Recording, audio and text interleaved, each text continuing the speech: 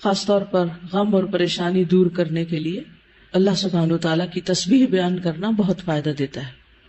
اسی طرح نماز کے سجدے کے علاوہ جیسے سجدہ تلاوت ہے، سجدہ سہو ہے، سجدہ شکر ہے، تو ان تمام سجود میں بھی تسبیح کا حکم ہے. پھر اسی طرح وتر کے آخر میں سبحان الملک القدوس، اسی طرح عام سبحان اللہ و بحمدہ، سبحان اللہ العظیم، سبحان اللہ و بحمدہ، سبحان اللہ والحمد للہ ولا الہ الا اللہ واللہ اکبر کے شروع میں بھی ہر نماز کے بعد 33 بار سبحان اللہ. اسی طرح سبحان اللہ و بحمدہ عدد خلقہ ورضا نفسہ. تو تسبیح کے کئی صیغے ہمیں ملتے ہیں، تو ہمیں اپنی زندگی میں کثرت کے ساتھ اللہ سبحانہ وتعالیٰ کی تسبیح کرنی چاہیے.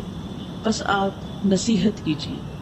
ذکر میں کچھ اذکار ایسے ہیں جن کی قرآن و سنت میں کثرت کے ساتھ وصیت کی گئی، اور اگر انسان ان اذکار کی روزانہ پابندی کرے تو بہت سی پریشانیوں، غموں، تکلیفوں، بیماریوں اور گناہوں سے بچا جا سکتا ہے. یہ ذکر قلعہ ہے، محفوظ قلعہ. جب انسان اللہ کا ذکر کرتا ہے تو ایک محفوظ قلعے میں آ جاتا ہے. کس کس چیز سے قلعہ ہے؟ کس کس شر سے؟ ہر پریشانی، غم، تکلیف، بیماری، گناہ، ان سب چیزوں سے محفوظ ہو جاتا ہے. کون سے ہیں وہ ذکر؟ نمبر 1 الصلاۃ علی رسول اللہ، رسول اللہ صلی اللہ علیہ وسلم پر درود بھیجنا. نمبر 2 کثرت الاستغفار. ہر غم سے نجات مل جاتی ہے انسان کو جب انسان استغفار کی کثرت کرتا ہے. یا ذا الجلال والاکرام کی کثرت. رسول اللہ صلی اللہ علیہ وسلم نے اس کی تاکید کی ہے کہ کثرت سے یا ذا الجلال والاکرام پڑھا کرو. آج ہم میں سے کس نے کتنی دفعہ پڑھا؟ شاید ایک دفعہ بھی نہ پڑھا. تو اس کی عادت ڈالیے. جو میں آپ کو 5 ذکر بتانے لگی نا، ڈیلی میک شور کہ آپ یہ کرتے ہیں، چاہے کچھ دفعہ ہی کریں. تھوڑا شروع کریں گے، زیادہ کی بھی عادت ہو جائے گی انشاءاللہ.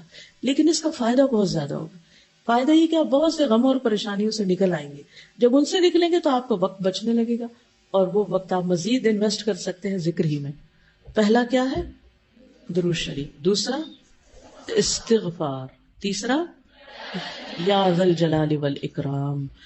آپ نے فرمایا الغزو، اس کو زیادہ کر لو، لازم کر لو. اور اس میں واقعی بہت بڑا راز ہے، کیونکہ اس میں اللہ کے 2 ناموں کو خاص کیا گیا ہے. یعنی ایک جلال کی بات ہے اللہ کی، اللہ جل جلالہ کہ اے جلال، جمال، کمال اور عظمت کے مالک، اور دوسرا الاکرام، عطا اور بخشش کے مالک. یعنی آپ اللہ کی حمد و ثنا بھی کر رہے ہیں اور مانگ بھی رہے. چوتھا لا حول ولا قوت الا باللہ. نبی صلی اللہ علیہ وسلم نے صحابہ کو اس کی بہت تاکید کی اور فرمایا کہ یہ جنت کے خزانوں میں سے ایک خزانہ ہے. اور آپ اس کو پڑھنا شروع کریں تو آپ عجیب و غریب تبدیلی اپنے اندر پائیں گے. نمبر 5 لا الہ الا انت سبحانک انی کنت من الظالمین وکذالک ننجی المؤمنین. غموں سے نجات کے لیے. اور پھر سبحان اللہ والحمد للہ ولا الہ الا اللہ واللہ اکبر ولا حول ولا قوت الا باللہ العلی العظیم.